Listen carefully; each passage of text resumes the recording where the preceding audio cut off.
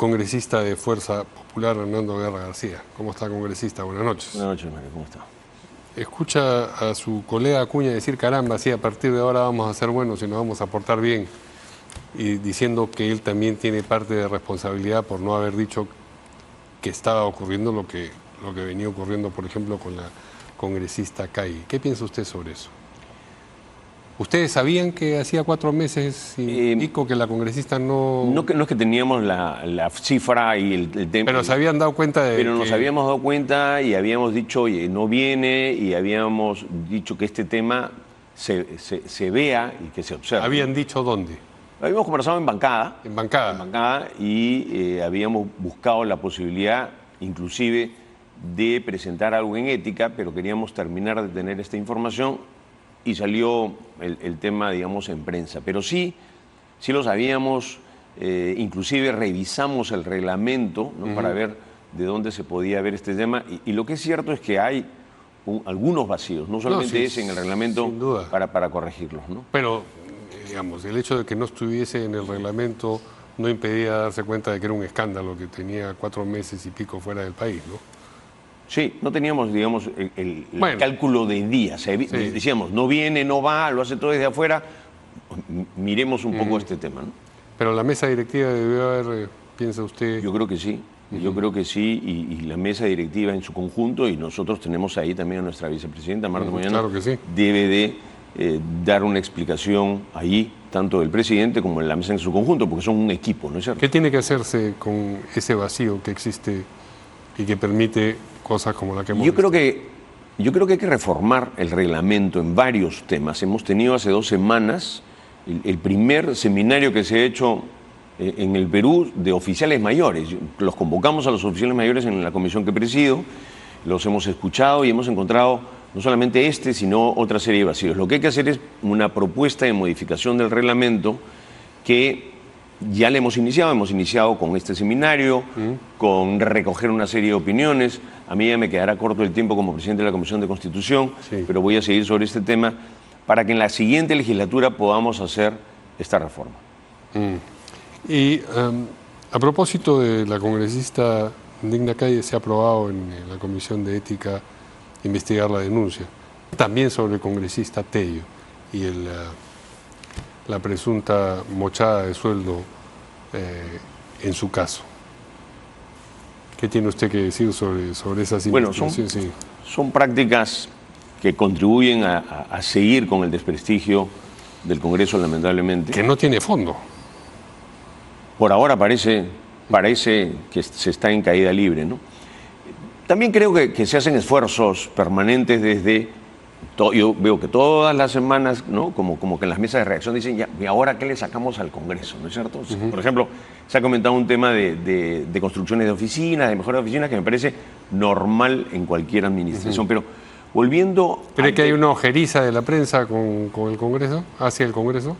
Y yo creo que los hemos ganado a pulso, como dijo alguien por ahí, pero sí, yo creo que en varias ocasiones siento como que todas las semanas se ve temas. Y algunos temas no me parecen absolutamente así de indignantes como el que se ha comentado. Pero lo que quería comentar respecto a esto es que por estas razones uno tiene que actuar rápidamente, ¿no? Y nosotros buscamos hacerlo y lo hicimos en el caso de María Cordero. Y el caso de María Cordero es un caso flagrante de no solamente mochar, sino que decirle a su personal, vamos al cajero ahora. La hemos retirado primero de bancada y la hemos luego expulsado del partido, con los costos que eso... Con el hermano fueron un poco más contemplativos hasta que él los despachó a ustedes, ¿no? Lo que pasa es que son casos diferentes, ¿no? Él tenía un tema que estaba viéndose en ética, que regresó, y el otro tema de lo de las grabaciones no terminó de verse, ¿no? Él ha dicho que... Pero en un caso procedieron sumariamente y en el otro caso dijeron, bueno, vamos a suspender, vamos a... Lo que pasa es que uno es mucho más grave que el otro, ¿no? Y más evidente. Más evidente. Lo de la gravedad en el otro caso también, ¿no? Es que es discutible. Yo lo veo como desde el punto de vista del juicio que uno tiene que realizar. y creo que son menos evidentes. Mencionaba usted hace un momento que pensaba que existía una cierta ojeriza de la prensa, así en general, a propósito del Congreso y los congresistas. ¿Cree usted que puede haber una relación causa-efecto entre eso y la llamada Ley Mordaza? ¿O el proyecto de la Ley Mordaza? Yo sí creo. Y creo que es una reacción equivocada de parlamentarios que se molestan por eso. Ese es el rol. A mí me puede fastidiar, lo puedo decir en una entrevista, creo que se pone un poco, se exagera o se busca el tema, pero esa es la prensa. Y la prensa juega ese rol, y al que no le guste que ese rol juegue la prensa, que no haga política. Nosotros somos el partido que quizás más atacado hemos sido desde la prensa, muchas veces injustamente, pero no se nos ha ocurrido hacer jamás una demanda. Keiko Fujimori ha sido denigrada en mucha prensa y tampoco lo ha hecho.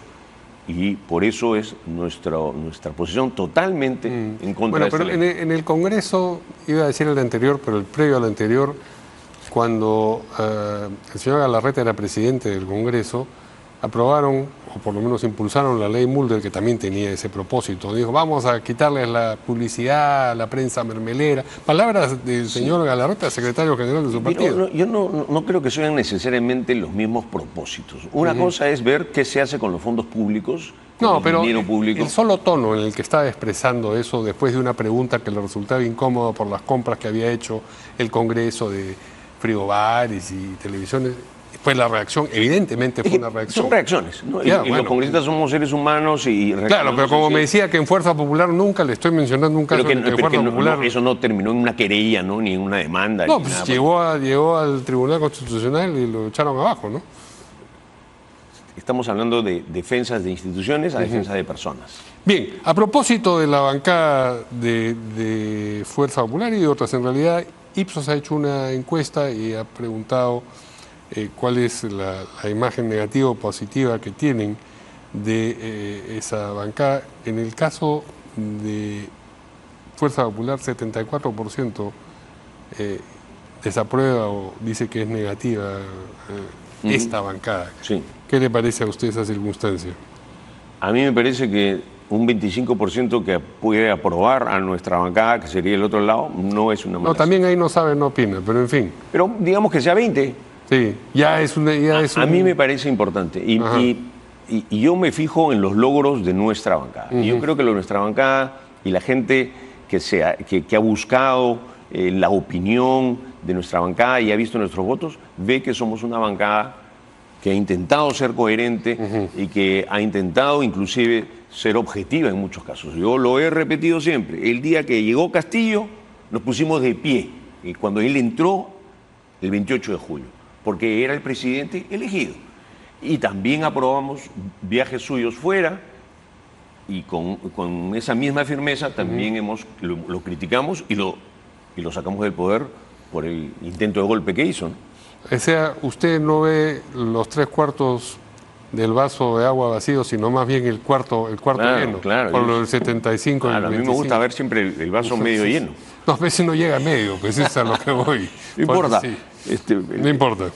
Ahora, tomemos en cuenta otro tema, ¿no? Es decir, hemos tenido una campaña permanente desde el gobierno de Castillo contra la bancada del fujimorismo. Si uno escucha a las intervenciones de Aníbal Torres, era todo el tiempo, o sea, la culpa de todo es el fujimorismo. Junto con eso hay campañas en prensa, ¿no?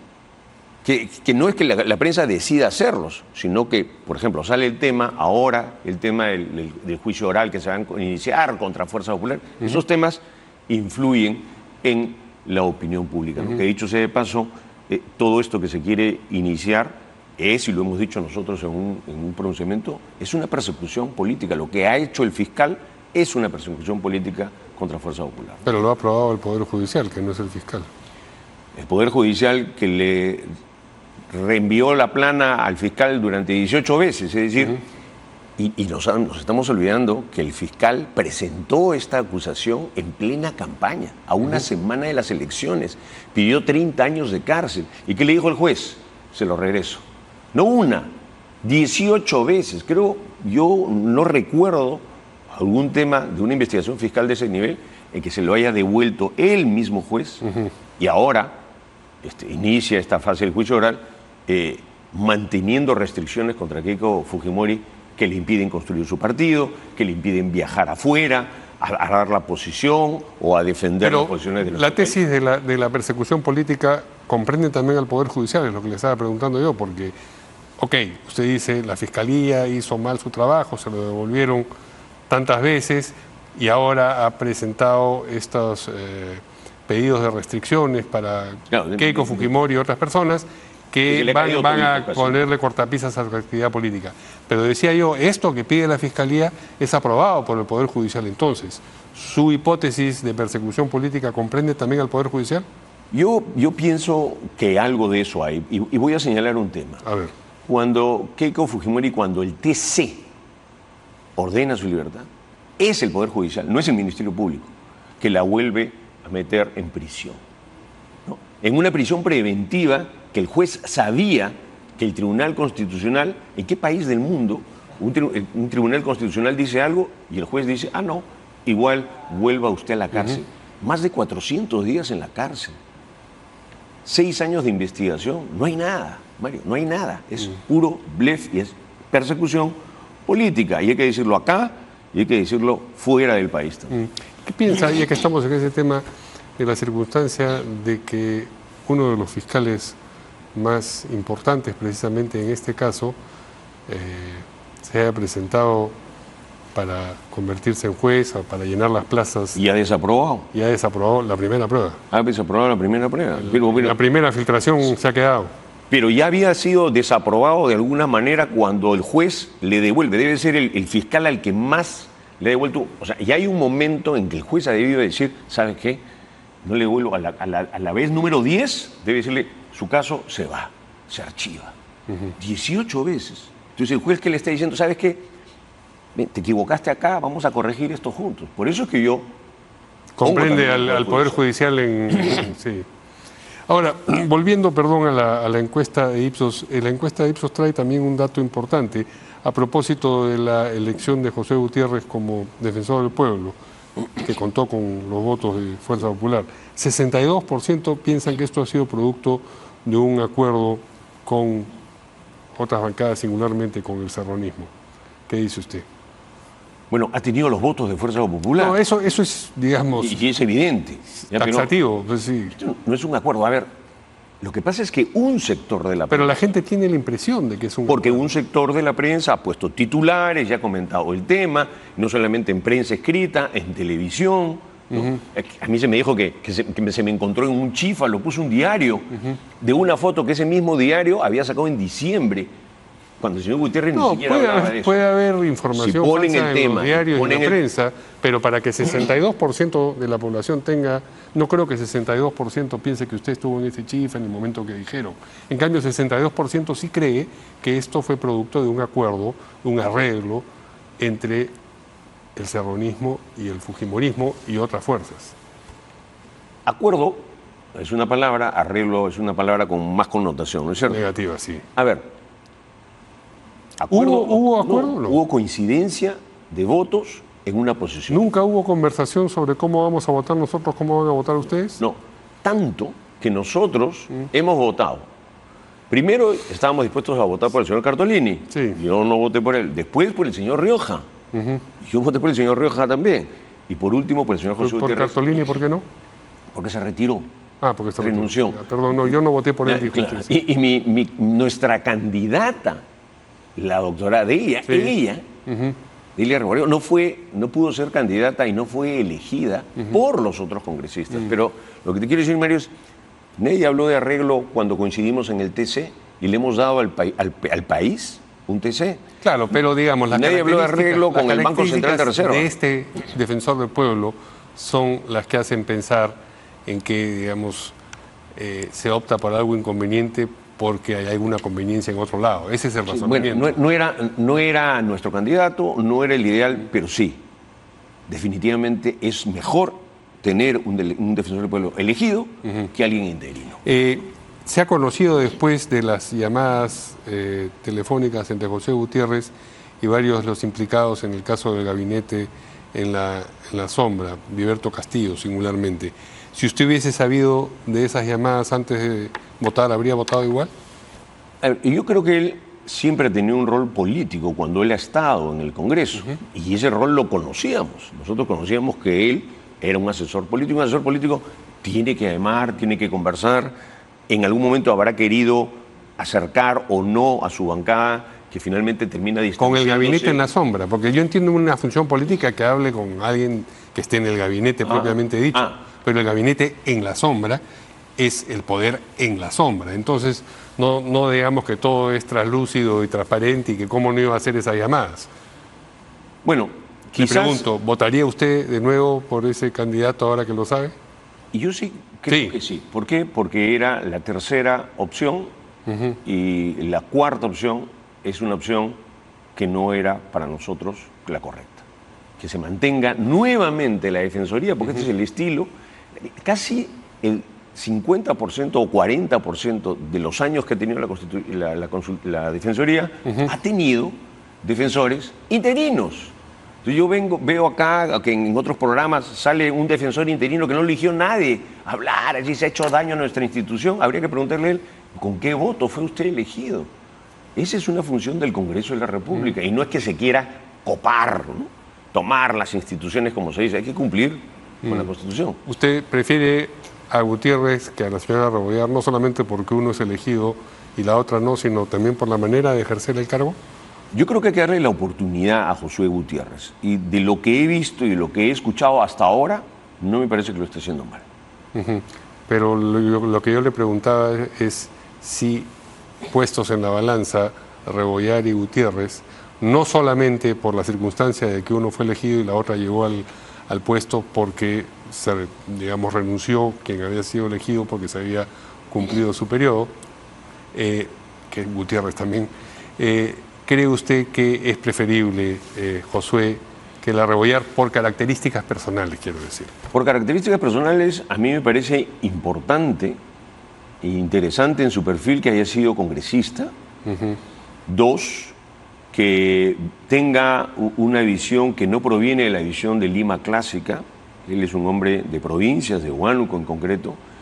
Y tercero, que haya tenido posiciones políticas claras y evidentes, que no las ha ocultado. Entonces, creo que debemos de darle oportunidad a que en la Defensoría se pueda ejercer con otro tipo de perfiles. No todo es limeños de la Católica que pasaron por determinados perfiles. Hay que darle esa oportunidad. Eso es parte de la política. Con las afirmaciones de que el fujimorismo nació de la cloaca y todo lo demás.